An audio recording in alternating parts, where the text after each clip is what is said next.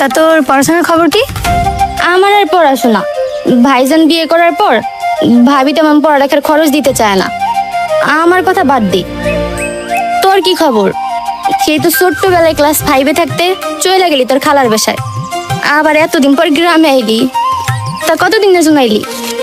আর বলিস না, আমি তো গ্রামেই থাকতে চেয়েছি সব সময়, কিন্তু ভাইজানই তো আমাকে থাকতে দিচ্ছে না। বলে বাড়িতে নাকি একটাও মেয়ে মানুষ নেই, তাই তো ছোট থেকে খালার বাসায় দিয়ে রাখছে আমাকে। আর আমিও ভাইজানকে কত করে বলি যে ভাইজান তুমি এবার একটা বিয়ে করো, কিন্তু ভাইজান আমার কোনো কথাই শুনে না। বলে আমি তো সব কথা শুনবো, শুধু বিয়ের বিষয়টা বাদে। বান্ধবী, আমার না তোর ভাইজানটা অনেক ডর লাগে। শুধু আমার একার না, এই এলাকায় যত সব মানুষ আছে সবাই অনেক ভয় পায় তোর ভাইজানকে। দেখতে হবে না ভাইটা কার।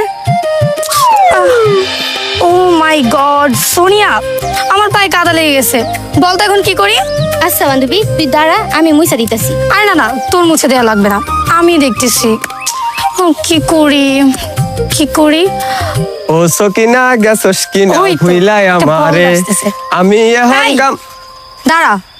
যে কমনি এই হুন, এটা হইতেছে আমগরে গ্রামের চেয়ারম্যানের ছোট বোন আর আমার একমাত্র বান্ধবী। ওর পায়ে কাদা লাগছে, তোর গামছাটা দিয়ে মুছা দে। না না, আমি পারুম না। আমি কেন আপমনির পায়ের কাদা মুছে দেব? না, আমি পারুম না। কি তুই পারবি না? দেখ আমি ভালোই ভালোই বলতেছি, নইলে কিন্তু আমি আমার ভাইজানের কাছে বিচার দিব, আর তারপর আমিও দেখবো তুই কি করে এই গ্রামে থাকিস।